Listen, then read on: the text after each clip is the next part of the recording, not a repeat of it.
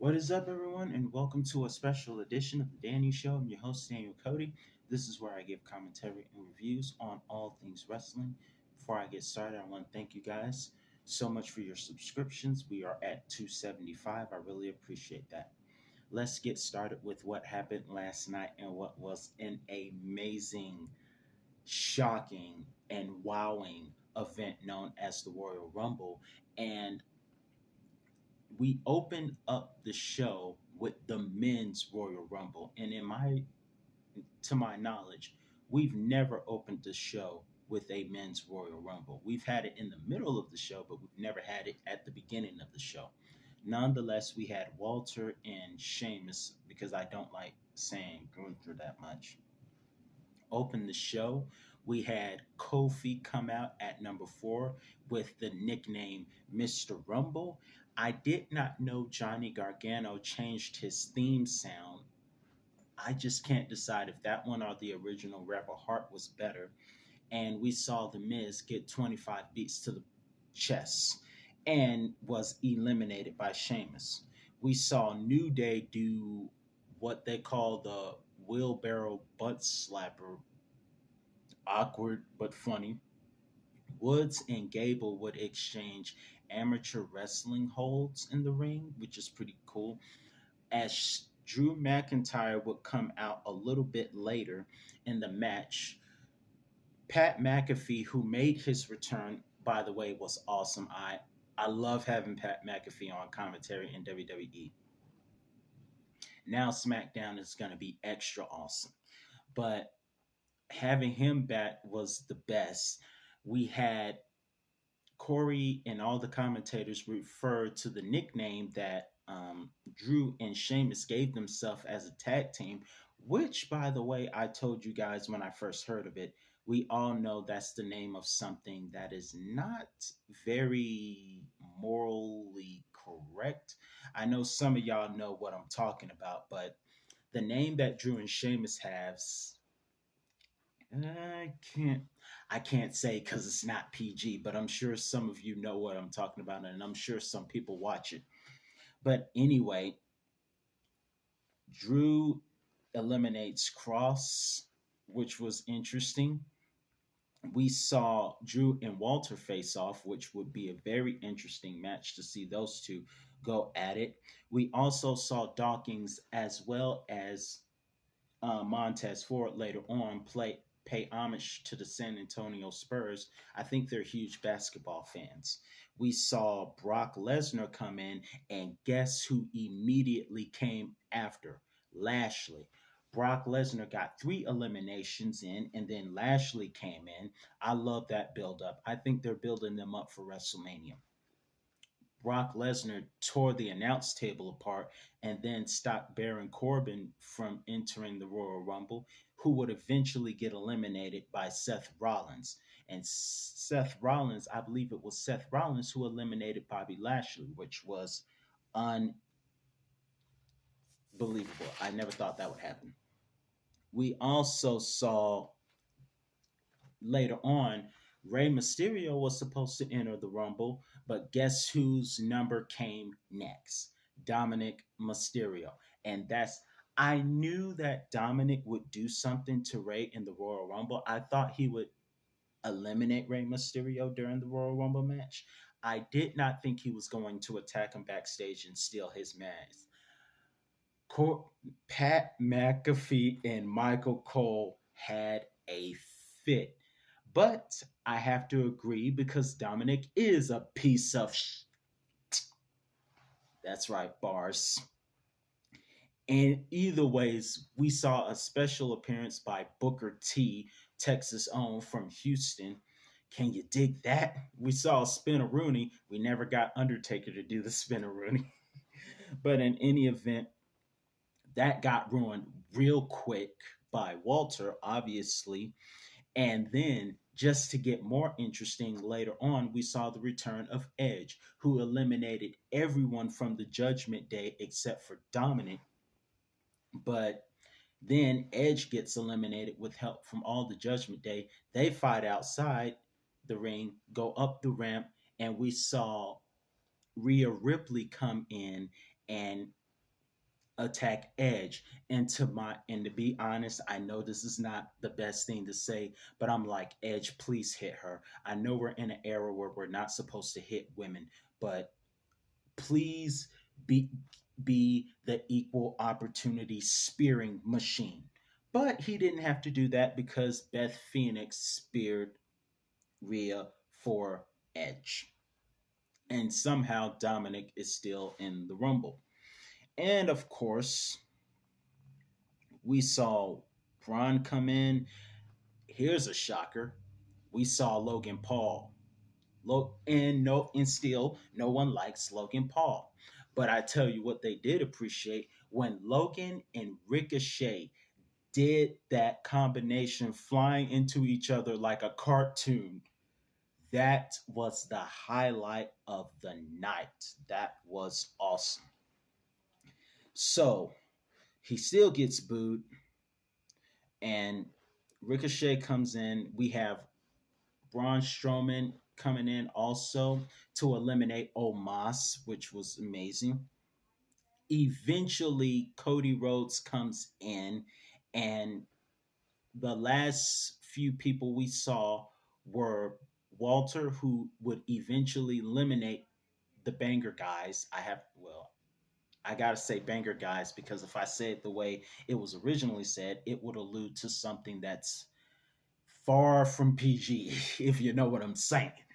But in any event, Walter came in at number one and lasted the entire distance. However, he would be eliminated later on, and it would be um, no, Seth would be eliminated later, and thankfully they threw Dominic out. I was the happiest person in the world when Dominic got thrown out. But eventually it came down to Walter and Seth Rollins. No, not Seth, Cody Rhodes. And my pick, Cody Rhodes was my pick all along, despite the fact that Brock is in the Rumble, Omos, Lashley. Cody Rhodes was my pick to win, and he won the match. And I'm glad to see that Cody and Seth got on a little bit. But the opening was awesome. Speaking of awesome, our next match was Cody Rhodes enjoyed the Mountain Dew, by the way. Next thing we saw, speaking of Mountain Dew, was the Mountain Dew Pitch Black match, which actually looked like a laser tag at a main event spot, something like that. The arena was like laser tag in the dark, but it was pretty cool to me. And Bray Wyatt's outfit was pretty cool. When he first made his entrance, it kind of gave me Undertaker vibes because Bray Wyatt had that black stuff around his face. It looked like Undertaker when he first started coming in as Gothic and leaving out the Adams family purple gear. And after that, I noticed we saw Rambling Rabbit, the pig, and everybody during his entrance. The match went dark and all, and the match didn't last that long, but it was fun, and I really hope we can see more matches like that. I hope we can see Bray Wyatt do matches like that more. What was amazing was even after the match, Bray put on a special mask and chased LA Knight through the arena even after he had defeated him. And then, next thing you know, Mandible Claw, and we learned that Uncle Howdy can fly. I mean, Uncle Howdy delivered that Shawn Michaels elbow from the top of that stage. It wasn't like Shane McMahon though, because Shane flew a lot higher. But Uncle Howdy can do. Uncle Howdy's a high flyer. Elbow, bam. This is getting interesting. I want to see another pitch black match, but hopefully the next time we see it, it can be more epic. Then, speaking of Uncle Howdy, it's ironic the next match would be Alexa Bliss versus Bianca Belair, who Alexa has been under the influence of Howdy a bit, even though she denies it. But nonetheless, that match was a lot shorter than I expected it to be. Nonetheless, although it was short, it was Bianca still won the match, and Alexa had those mind games, was a recipient of mind games from Howdy.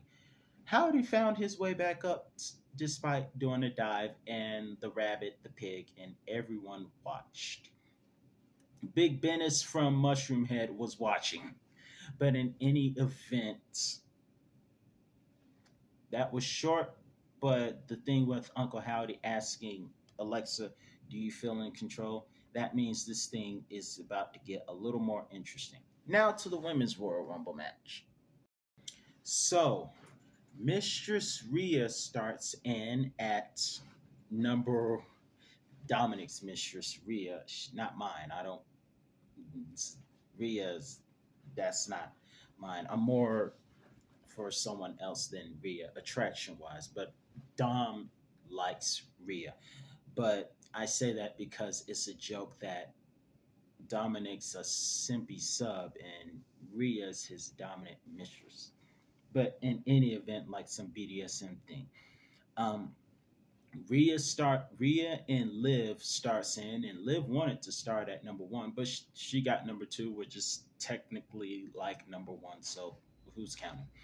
But in any event, Michael Cole's girlfriend, Bailey, came in at number six. And yes, Bailey likes Cole. That's why Bailey is so mean to Michael Cole, because Bailey likes Cole. If I was a wrestling fan in the audience, I would have a sign up saying Bailey likes Cole. By the way, I'm very surprised that I have my voice after all the amazing things that happened in the men's Royal Rumble. I just want to let y'all know that. I'm really surprised that my voice is still intact. At number eight, we have Roxanne Perez, who is a student of Booker T and lasted way longer than Booker T. We saw the evil Sky and Kai indeed enter the Royal Rumble with Bailey. Y'all saw what I did there? And eliminates a lot of people from Shayna, the returning Natalia, Zoe Stark, and even Candice LeRae. We saw Becky enter at number 15, who had vengeance on her mind because of what happened this past Monday at Raw 30 in the cage match.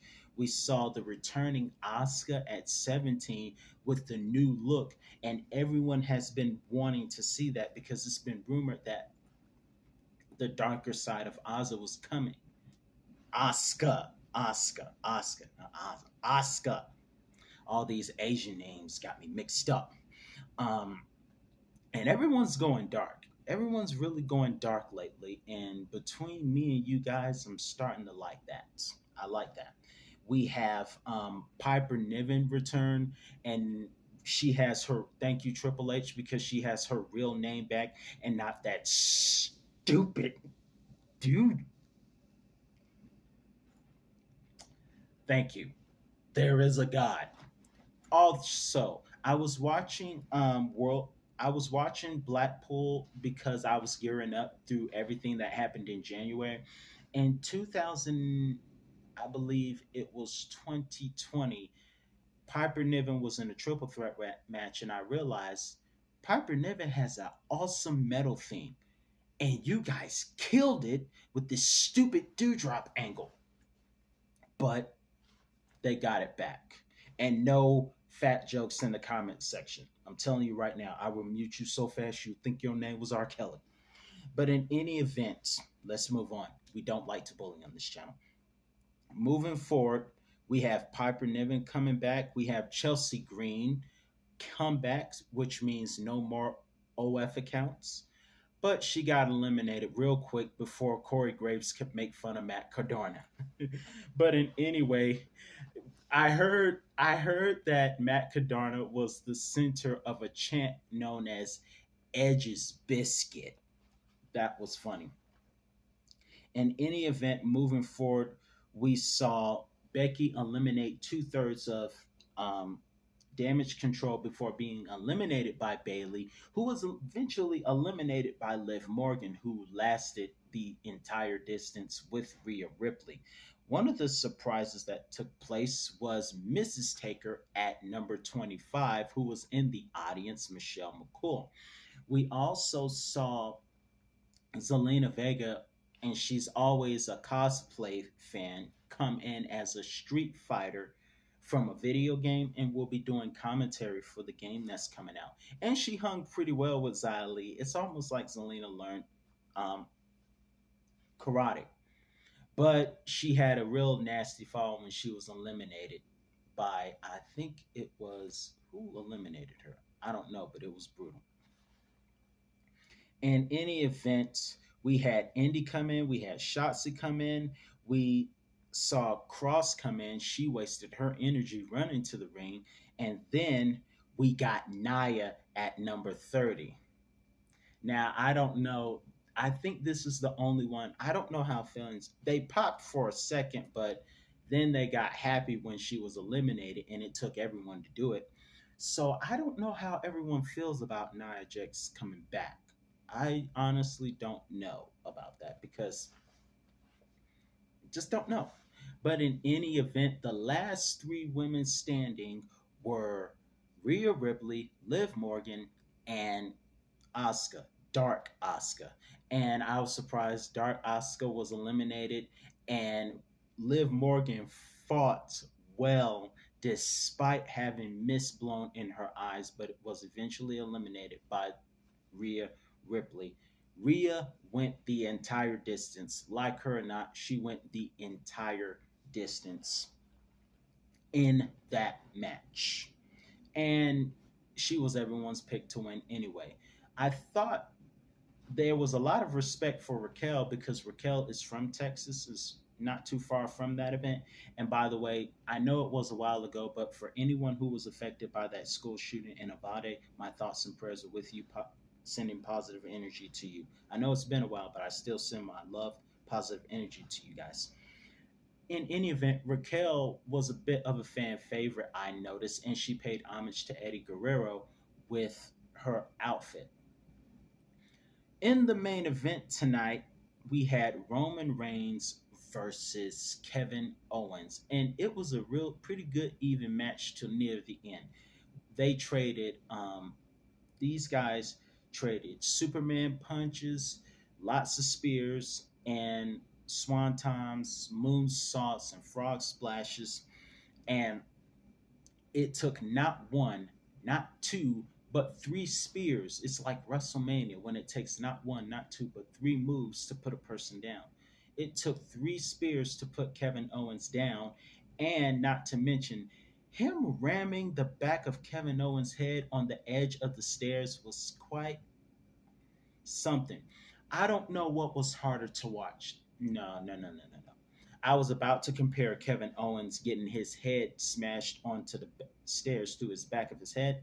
I was about to compare that to Randy Orton twisting Jeff Hardy's ear at Hell in the Cell, but Randy Orton was much brutal. And so then we saw tension when Roman told Sammy to get a chair and the stunner came. He kicked out. But again, three spears to win the match and all. Then it was after the match that made things interesting because when I realized there was still time left on the card, I said, "Come on, Rock, please show up, Rock, please show up, Rock." The Rock was not there that night. However, something happened that still had us all talking because Kevin Owens was cuffed up like he was at a BDSM club and beaten down, except nothing erotic about it. He was beaten down, super kicked, and everything. Sami Zayn tried to convince Roman not to do anything more, but Rome told not seven, Sammy to hit him with a chair. And instead of Sammy hitting Kevin Owens, Sammy hit Roman Reigns in the back, and the crowd almost busted eardrums because they popped like Stone Cold Steve Austin himself came down to the ring. And then, of course, the rest of the bloodline went and attacked Sami Zayn. But Jay Uso, who Sammy apologized to after the chair shot, walked away in tears, and the crowd cheered that also. This is gonna get interesting. This is good. This is some good right now. I'll tell you that. And that was amazing. Even though it had a heelish ending with the fans chanting "Freak you, Roman," that was an amazing ending. Great ending to me with Sammy turning on Roman and saying, "I finally had enough of you being a bully like this." Once he saw him for the bully he was, wow, just wow. There's nothing else to say. Let me know your thoughts in the comment section below. I'm your host, Dan Cody, and that's all the time I have for you today. I'll be back with another review on all things wrestling. See you next time.